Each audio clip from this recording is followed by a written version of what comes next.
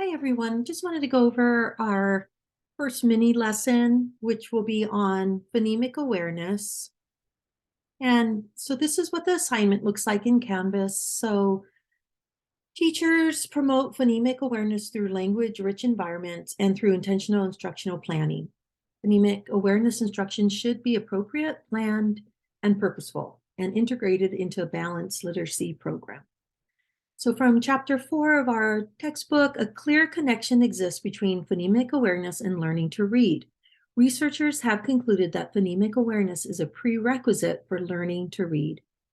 Mini lessons are defined as explicit instruction about literacy procedures, concepts, strategies, and skills that is taught to small groups or the whole class. This assignment supports your student learning outcome. 1, describing the developmental progression of language, communication, and literacy skills in children from birth through grade 3. And number 3, assessing literacy curriculum and planning lessons to support the literacy development of children from birth through grade 3 who are culturally, linguistically, and ability diverse. So in this assignment, you will develop a mini lesson that supports phonemic awareness. Students can be explicitly taught to segment and blend speech. Phonemic awareness instruction should be developmentally appropriate, should be planned and purposeful, and should be integrated with other components of a balanced literacy program, which is found on page 16 of our textbook. So your submission is due April 30th. You have 2 weeks to do this. And this is the instruction video on how to complete the assignment.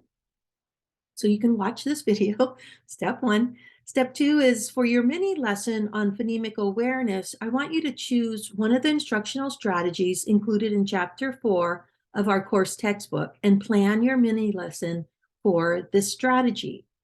The instructional strategies of phonemic awareness include sound matching, sound isolation, sound blending, sound addition and subtraction, and sound segmentation. So you're going to choose one of these strategies for your mini lesson. Then you're going to complete the mini lesson template, which we will go over next. Each area needs to be completed entirely.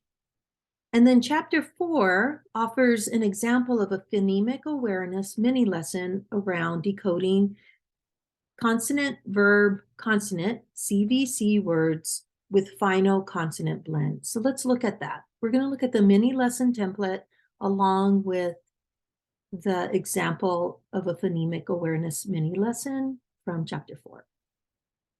So here's the template. And you want to complete this totally, right? So you're going to choose from the 4 or 5, I think, 5 instructional strategies and type in yours here. What grade are you targeting?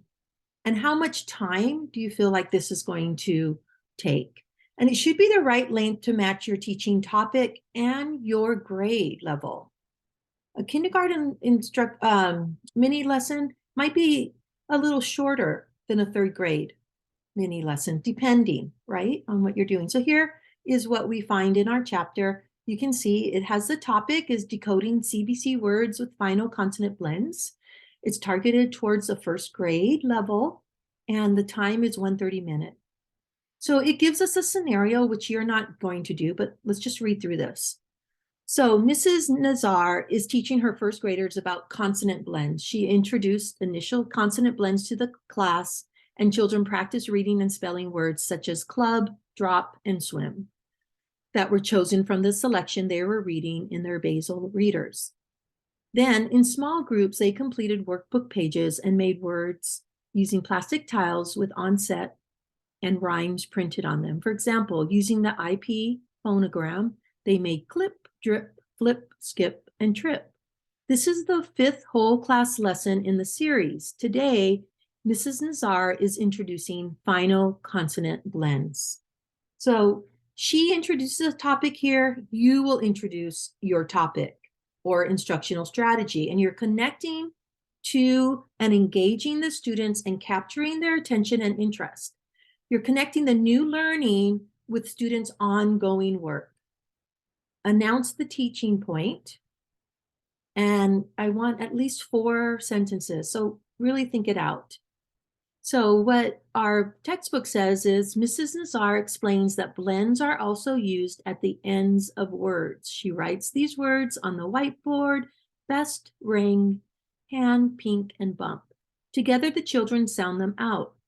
They pronounce the initial consonant sounds, the short vowel sound, and the final consonant, right? They blend the final consonants, then they blend the entire word and say it aloud. Children use the words and sentences to ensure that everyone understands them. And Dylan, TJ, Pauline, Cody, and Brittany circle the blends in the words on the whiteboard.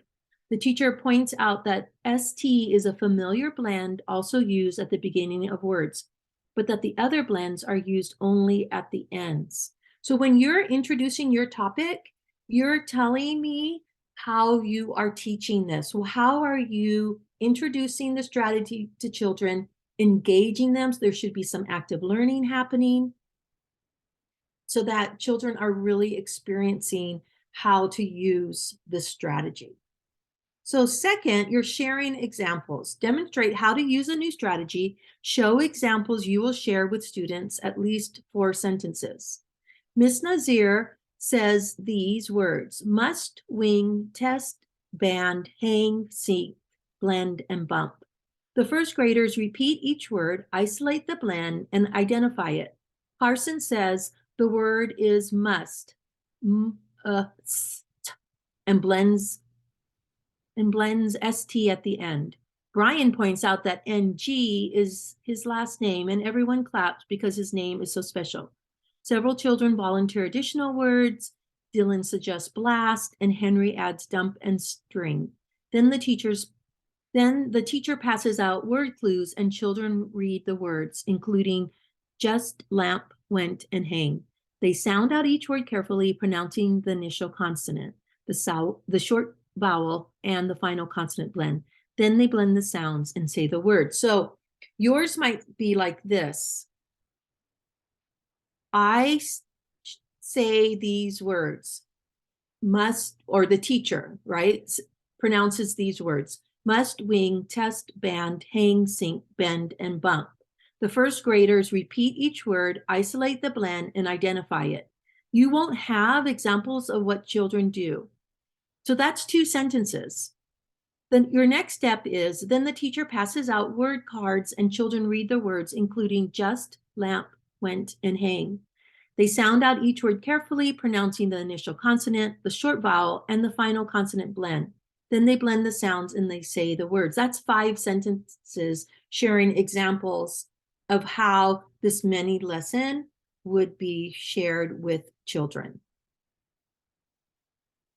So then here's our template. You're going to provide information, clarify the strategy, and link it to students' ongoing learning and independent practice. Your goal is to engage students in the practice of the strategy to show they understand what is being asked of them, at least 4 sentences. So providing information. Mrs. Nazar posts a piece of chart paper and labels it the ink family, the word family. The children brainstorm these words with the ink phonogram: blink, sink, pink, brink, mink, stink, and wink. And they take turns writing the words on the chart. They also suggest twinkle and wrinkle, and Ms. Nazar adds them to the chart. So providing information. How are you providing information for students to clarify the strategy? She posted a chart paper and then created a word family, right? That's what would be your answer. Guided practice. Give students an opportunity to quickly try out the new strategy, at least 4 sentences.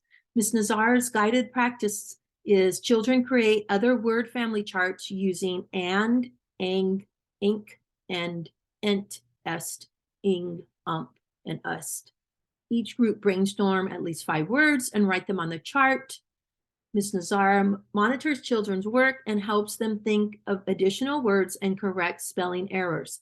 Then children post their word family charts and share them with the class. So within this guided practice, how are you monitoring the children and who are practicing the strategy? So number 5, assess learning for this class. Since we aren't teaching our mini lesson, what is your next step after teaching this mini lesson, which also is included in our chapter example? Mrs. Nazar observes the first graders as they brainstorm words, blend sounds, and spell the words. She notices several children who need more practice and will call them together for a follow-up lesson. All right. I hope this helps you to understand how this template needs to be filled out. Here are the grading criteria. So if you provide your instructional strategy, 4 points, right? Age group, 4 points. Time frame is 4. Introduce the topic and instructional strategy, at least 4 sentences, 4 points. Share examples, at least 4 sentences, 4 points. So you can see that each sentence is worth a point for providing information, guided practice. For assessing learning, it's worth 2 points.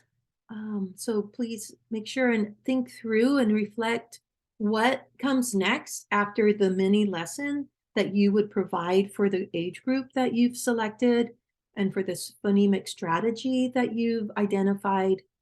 That is part of intentional teaching, is understanding the sequence of strategies to be in place. Also, possibly, right? So maybe if there isn't a sequence, you are looking for maybe ELL learners, for children who might be struggling, and how to use scaffold learning for those different individuals. All right. Drop me an email if you need more information. We can always Zoom and go through an assignment. Thanks. Bye.